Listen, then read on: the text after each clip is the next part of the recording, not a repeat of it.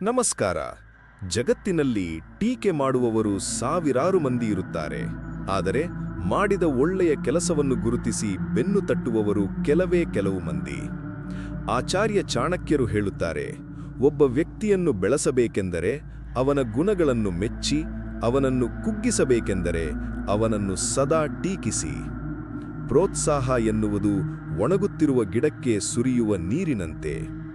ಇಂದು ನಾವು ಚಾಣಕ್ಯರ ನೀತಿಯಿಂದ ಗುಣಗ್ರಾಹಿತ್ವದ ಮಹತ್ವವನ್ನು ತಿಳಿಯೋಣ. 1. ಸಾರ್ವಜನಿಕವಾಗಿ ಮೆಚ್ಚಿ, ಪ್ರೇಸ್ ಇನ್ ಪಬ್ಲಿಕ್. ಚಾಣಕ್ಯರ ಮೊದಲ ಪಾಠ, ಯಾರಾದರೂ ಒಳ್ಳೆಯ ಕೆಲಸ ಮಾಡಿದರೆ ಅದನ್ನು 4 ಜನರ ಮುಂದೆ ಹೇಳಿ. ಹೀಗೆ ಮಾಡುವುದರಿಂದ ಆ ವ್ಯಕ್ತಿಯ ಆತ್ಮವಿಶ್ವಾಸ ಹೆಚ್ಚುವುದಲ್ಲದೆ ಅದನ್ನು ನೋಡುತ್ತಿರುವ ಇತರರಿಗೂ ಒಳ್ಳೆಯ ಕೆಲಸ ಮಾಡಲು ಸ್ಫೂರ್ತಿ ಸಿಗುತ್ತದೆ.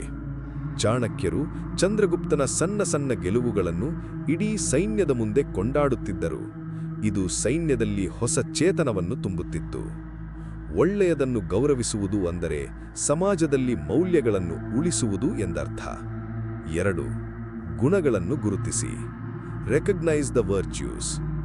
ಚಾಣಕ್ಯರು ಹೇಳುತ್ತಾರೆ, ಗುಣಾಃ ಸರ್ವತ್ರ ಪೂಜ್ಯಂತೆ, ಅಂದರೆ ಗುಣಗಳು ಎಲ್ಲೆಡೆ ಪೂಜಿಸಲ್ಪಡುತ್ತವೆ.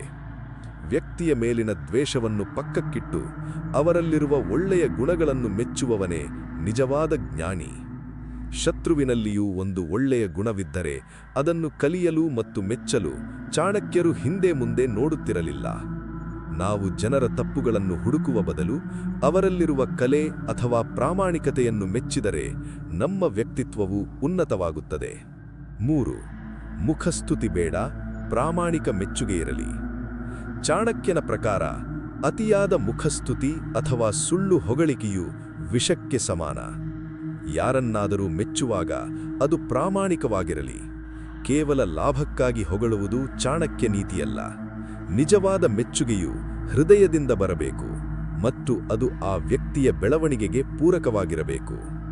ಸುಳ್ಳು ಹೊಗಳಿಕೆಯು ವ್ಯಕ್ತಿಯನ್ನು ಅಹಂಕಾರಿಯಾಗಿಸುತ್ತದೆ, ಆದರೆ ಪ್ರಾಮಾಣಿಕ ಮೆಚ್ಚುಗೆಯು ಅವನನ್ನು ವಿನಯವಂತನಾಗಿಸುತ್ತದೆ. ಇಂದೇ ನಿಮ್ಮ ಸುತ್ತಮುತ್ತಲಿರುವವರಲ್ಲಿ ಒಂದು ಒಳ್ಳೆಯ ಗುಣವನ್ನು ಹುಡುಕಿ ಅವರನ್ನು ಮನಸಾರ ಮೆಚ್ಚಿ. ಆ ಸಣ್ಣ ಮಾತು ದೊಡ್ಡ ಬದಲಾವಣೆಗೆ ಕಾರಣವಾಗಬಹುದು. ಇತ್ತೀಚೆಗೆ ನೀವು ಯಾರನ್ನಾದರೂ ಮೆಚ್ಚಿದ್ದೀರಾ ಅಥವಾ ಯಾರಿಂದಲಾದರೂ ಪ್ರೋತ್ಸಾಹ ಪಡೆದಿದ್ದೀರಾ?